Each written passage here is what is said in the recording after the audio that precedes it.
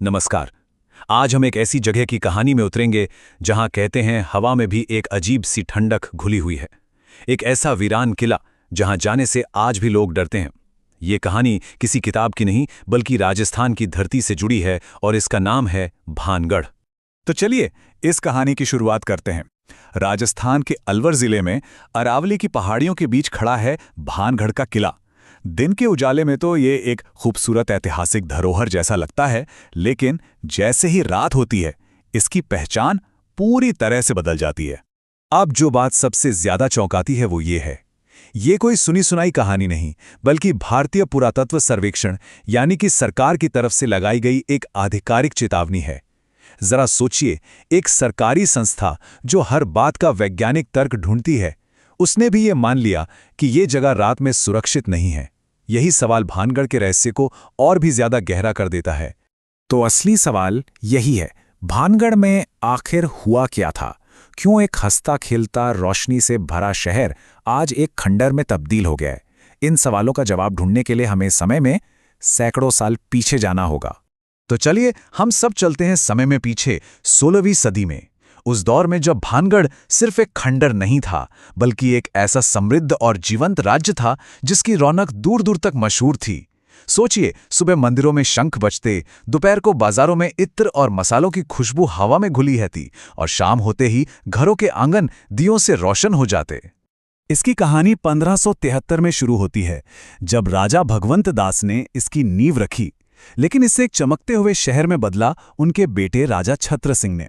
आप देख सकते हैं कि 17वीं सदी आते आते भानगढ़ सिर्फ एक किला नहीं रह गया था बल्कि व्यापार और संस्कृति का एक जगमगाता हुआ केंद्र बन चुका था। ये स्लाइड उस बदलाव की भयावहता को दिखाती है। जहां कभी हंसी और संगीत की गूंज थी, आज वहां एक अजीब सी बेचैन करने वाली खामोशी है। जहां कभी बाजार लगते थे और घर रोशन होते थे, आज वहां सिर्फ वीरान ढांचे खड़े हैं, अपनी कहानी कहते हुए।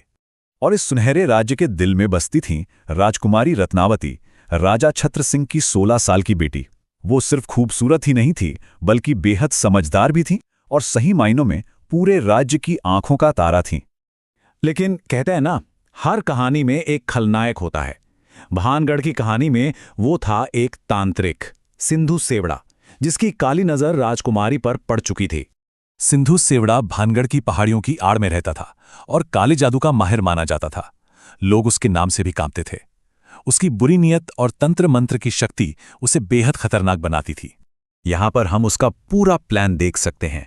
उसने बाजार की भीड़ में राजकुमारी को देखा और बस उन्हें अपनी काली शक्तियों से पाने की ठान ली। उसने क्या किया? राजकुमारी के लिए रखे चंदन के इत्र पर एक शक्तिशाली वशीकरण मंत्र फूका ताकि जैसे ही वो उसे इस्तेमाल करें वो पूरी तरह से उसके वश में आ जाएं। लेकिन कहानी ने एक ऐसा मोड़ लिया जिसकी उस तांत्रिक ने कल्पना भी नहीं की थी। उसकी चाल उल्टी पड़ गई और इसी के साथ भानगढ़ का भाग्य हमेशा हमेशा के लिए बदल गया। जैसे ही राजकुमारी ने इत्र की वो शीशी हाथ में ली, उन्हें कुछ अजीब सा लगा। इत्र की महक और उस पे बंधे काले धागों को देखकर वो तुरंत समझ गईं कि कुछ तो गड़बड़ है और उन्होंने बिना एक पल सोचे वो शीशी जमीन पर दे मारी। और बस यहीं किस्मत का खेल देखिए। वो इत्र एक नुकीले पत्थर से टकराया और उछलकर सीधा पास ही भीड़ में छुपे तांत्रिक सिंधु सेवड़ा पर जा गिरा। उसका अपना ही काला जादू उसी पर चल गया। अपनी आखिरी सांसें लेते हुए, दर्द से तड़पते हुए उस तांत्रिक ने वो भयानक श्राप दिया जो कहते हैं आज भी भानगढ़ की दीवारों में गूंजता है।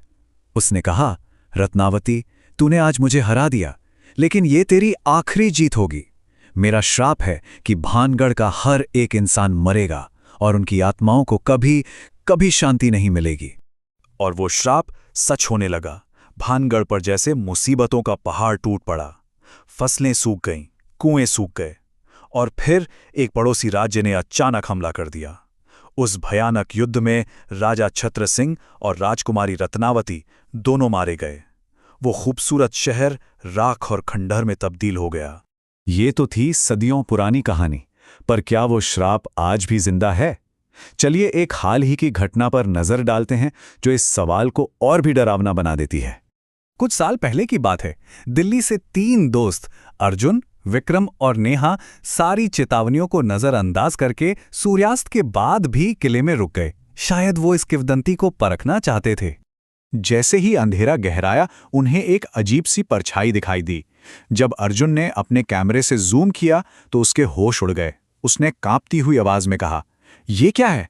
इसके पैर तो जमीन पर है ही नहीं।" इसके ठीक बाद खंडहर के अंधेरे से एक औरत की आवाज आई, जो उन्हें वहां से फौरन जाने की चेतावनी दे रही थी। डर के मारे कांपते हुए वो तीनों बाहर की तरफ भागे। उन्हें हर पल ऐसा महसूस हो रहा था जैसे कोई अनदेखी शक्ति उनका पीछा कर रही हो। होटल पहुंचकर अर्जुन ने वो तस्वीर डिलीट कर दी, लेकिन बाद में जब उसने अपना कैमरा खोला तो वो हैरान रह गया। तस्वीर डिलीट नहीं हुई थी, लेकिन वो पूरी तरह से बदल जरूर गई थी। उस परछाई की जगह अब तस्वीर में धुंध के बीच एक वाक्य लिखा हुआ था, "तुम यहां आए थे, अब हम वहां आएंगे।"